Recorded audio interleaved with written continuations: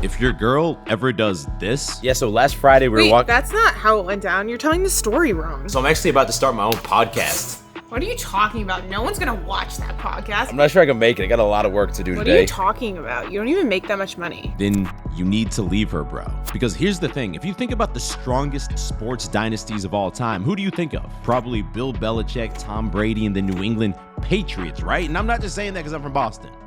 Okay, maybe I'm saying that because I'm from Boston. When you think of the Patriots, they were a strong unit, right? Like, I'm sure behind closed doors from time to time, Belichick and Brady got into it, but on the field, they were a team. And obviously, there's a lot of different ingredients that go into making a strong, healthy relationship, but I think at the very top of that list is feeling like you're on a team together. You have your girl's back at all times, no matter what, and she has yours. And that's number one, when she publicly disrespects you. Look, from time to time, you're going to get in arguments behind closed doors. Someone's gonna yell, people are gonna get angry, it's gonna get emotional. But when that starts leaving the house and starts surfacing in public, that team dynamic is completely broken. Like, if your girl contradicts you or speaks down to you in front of other people, it is gonna make you feel completely disrespected. It's gonna be a very emasculating moment. It's gonna start to feel like it's you versus her instead of, you know, we're together as a team doing this shit. And all of y'all that have played sports know what I'm talking about. If you walk onto the court and the other team's already talking shit to each other, you know, like, this is the losing team. We're gonna win this game. This team's not gonna last. It's not gonna succeed in the long term. Number two, you're growing apart,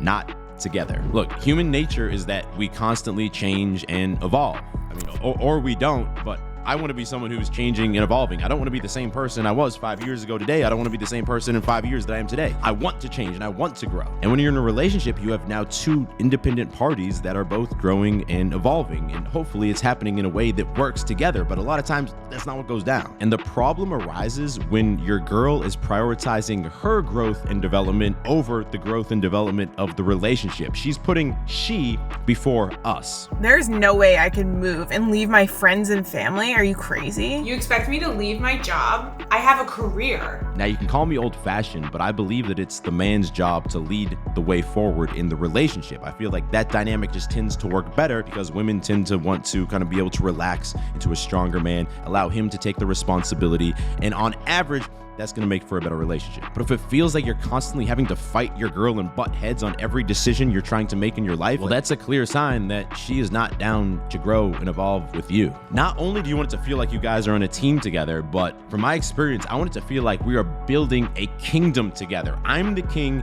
she's the queen, and in order for this kingdom to prosper and grow and develop, we both need to be moving forward in lockstep. In lockstep? I think that's how it goes. You know, in the case of myself and Julia, we moved from Boston and then to Austin, and we grew so much as people as part of that move, building a new friend group together. Obviously, more recently, we moved to Spain, but even along the way, you know, I decided I want to try out this sport called paddle. She was down to try that out, to explore that with me and to grow. During the time we were dating, this YouTube channel, How to Beast, and, you know, the multiple different businesses that I own took off and started growing. And Julia was right there, quitting her job to help me grow these motherfuckers out. Not to say that our relationship's perfect and we don't have our own shit that we deal with. Of course we do. But having this rock solid foundation makes all the BS and all the other shit very easy to navigate. Now, time out quick, because I just want to acknowledge the fact that in 2023, I know that it can seem impossible to find a cool girl and then navigate all this BS to build a cool relationship. Like, maybe you don't even think that it's possible, but it is possible. And that is exactly what we help guys accomplish in my private coaching program, the Beast Dating Coaching Program. Before, I was mostly just trying to meet girls on my own and pretty much unsuccessfully. After being in the program for 5 or 6 weeks now, I've got 2 girls that I'm seeing regularly now, and things are going really well. So before I joined the program, my dating life was pretty non-existent. I started to think that I would never have it figured out. The third weekend, I had 3 dates, and then last week was the 4th week, I had 5 dates. Over the past few years, we've helped hundreds of men just like this to finally gain control over their dating lives and build the confidence to be able to consistently meet and date the exact types of girls that they truly want. Not only do the guys in the program get access to a step-by-step blueprint that shows them how to master this new modern dating landscape, but also there's 5 live video coaching calls every single week with myself and the other coaches so we can personally help them work past whatever whatever obstacles or plateaus they're facing so they keep making progress. Anyway, if that sounds like something that could be helpful to your situation, just go to beastcoaching.com or click that first link in description to learn more and apply now. Number 3 is that your girl is just being sketchy. So maybe when you're just casually asking her about her life, she always does shit like this. So what did you do last night? Oh, I just went out with some friends. Which friends? Oh, just some girls from work. Where'd you go? Oh, we went to this place in the South End. Like, which place? I don't know. It was just like, I don't even remember the name. It was like some restaurant, and then we just like went out. It just feels like she's clearly withholding information from you, and if you try to ask more about it, she tries to make you feel like you're crazy or something. It's like, why would my girl, who I want to be able to trust fully, have to hide things from me, or have to be vague about things, or not want to give me the full details on something? And sometimes girls will say something like, I didn't tell you because I thought you were going to be upset. It's not a big deal. or maybe she's still doing this with her phone. Hey, what's up? Hey, how are ya? Good. What are you up to? Oh, nothing. What are you doing? I don't know, just trying to Can you stop? Can you stop? This is literally never by accident. If you start to get the feeling like, man, it seems like maybe she's hiding something from me, or for some reason she doesn't want me to know about something, almost always you're not crazy. I say almost always because sometimes we just tend to get in really insecure mindsets because maybe our ex-girlfriend cheated on us or took advantage of us or hid something from us, and now we're like hyper focused on it. But assuming you're coming from like a healthy, grounded place where you're not just like afraid that everyone's trying to take advantage of you, you're probably right, bro. There's probably something she's hiding. And look, if this happens, before you just dump her and leave, I would first have a conversation with her and call it out. Just say, hey, it seems like you're hiding something from me here, because maybe there's an actual explanation here. Unlikely, but at least this gives her the chance. And if not, maybe she doesn't even realize she's been doing it because maybe she had a bad relationship in the past and you guys are able to talk it out and get to a better understanding where you can both have boundaries about what behavior is acceptable and what behavior is not acceptable. But if she just responds by saying something like, You're being absolutely crazy. You're asking so many questions. Stop being jealous. Like, what are you, insecure or something? well, in that case, is adios. Number 4, the sexual chemistry is not there. So when you're first meeting girls, it's pretty much a bare minimum requirement that you find them physically attractive. Obviously, there's other things that go into it, but that's one of the core things. But in most cases, that attraction starts to fade little by little. After 3 months or 6 months or 1 year, the sexual frequency is a lot less. And maybe you start looking at porn or just looking at other women at the gym all the time to fulfill that sexual need inside of you. Now, obviously, it's not possible that it's always going to feel like the first time that you guys ever hooked up 10 years later. The more that you do something, the more that it becomes a bit more habitual and normal by definition. But I can tell you from personal experience that it is still possible after 5 years, 6 years, 7 years to see my partner wearing an attractive outfit and want to rip her clothes off, throw her on the bed, and get down to the dirty right then and there. It's still possible to have a very high frequency of every day or almost every single day, because I just see too many guys who just accept it as a reality. Like, oh, bro, after a few years, like that's just what happens. That's just how it looks like. That's just what all guys do. Now, obviously, I'm 7 years in now, so I can't tell you that with 1,000% certainty it's going to be the same thing in 14 years after we've had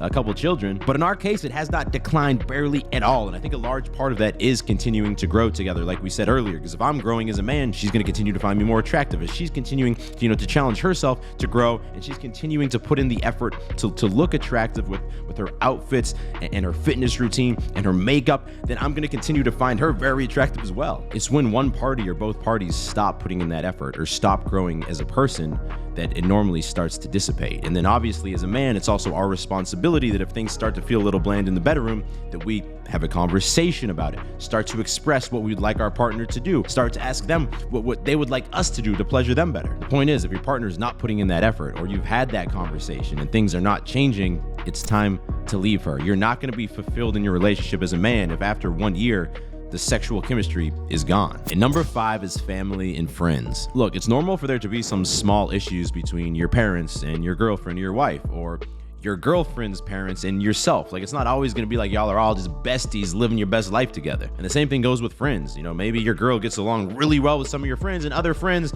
she gets along with them, but she's not trying to hang out with them every weekend. But it is a problem if there becomes a bigger problem in these relationships. Like, for example, all of your friends don't want you to be with your girl. They don't like her. Or your parents just straight up disapprove of the relationship. Or her parents or her friends just straight up don't want y'all to be together. Because first of all, there's probably a deeper issue here behavior that other people are recognizing because they're not so emotionally invested in the relationship, and maybe they see an obvious reason why this is just not going to work out. Maybe because she's, you know, abusive to you, or you're abusive to her, and it's just not going to work out long term, but you can't recognize it. Like, usually these people aren't just talking shit for absolutely zero reason. But also, you don't have to live your relationship like in isolation, where like you can't have your girl around your family or around your friends, because long term, man, especially if later in life you want to have kids and create a family, this is going to create very real problems, and it's going to become like a very awkward, just not ideal situation. And just like everything else we talked about in this video, it's probably a good thing to have a conversation with your parents or your friends if this is happening. Hey mom, it seems like you and dad really are not a fan of